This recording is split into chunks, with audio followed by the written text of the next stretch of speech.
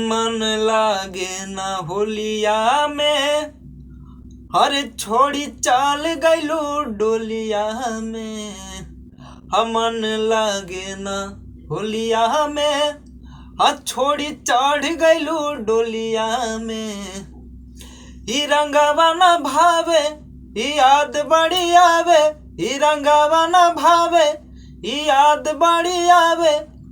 लगावल रंग गलिया में, मन लागे ना होलिया में। अरे छोड़ी चढ़ गइलू डोलिया में, हर की मन लागे ना होलिया में। छोड़ी चढ़ गइलू डोलिया में। अरे छोड़ के गइलू कहबो न कैलू, फगुआ कैलू फीका हो। दिल तोड़े के एह होली में ई कवन ह तरीका हो। अरे छोड़ के गइलू कहबो न कैलू, फगुआ कैलू फीका हो। दिल तोड़े के एह होली में ई कवन ह तरीका हो। अरे खेलल रंग संगे लगावल अंगे अंगे, खेलल रंग संगे लगावल अंगे अंगे। याद आवे कोलिया में, मन लागे ना होलिया में। अरे छोड़ी चढ़ गइलू डोलिया में, हर की मन लागे ना होलिया में। छोड़ी चढ़ गइलू डोलिया में। हर की रंगवाया बिरिया काटे धावे, तड़पे हमर मान हो। हर की रंगवाया बिरिया काटे धावे, तड़पे हमर मान हो। खेलबू होली साथे खुश रहिए तहर सजान हो।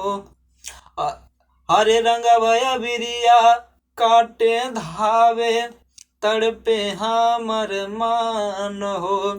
खेलबू होली साथे खुश रहिए तोहर सजान हो। अरे भूला ना हम पाइब, भूला ना हम पाइब ना रंगाबो लगाइब। भूला ना हम पाइब ना रंगाबो लगाइब। रहब यही होलिया में, हरे मन लागे ना होलिया में। और चढ़ी चाल गइलू डोलिया में, हर की मन लागे ना होलिया में। चढ़ी चाल गइलू डोलिया में, हर की मन लागे ना होलिया में। छोड़ी चढ़ गइलू डोलिया में।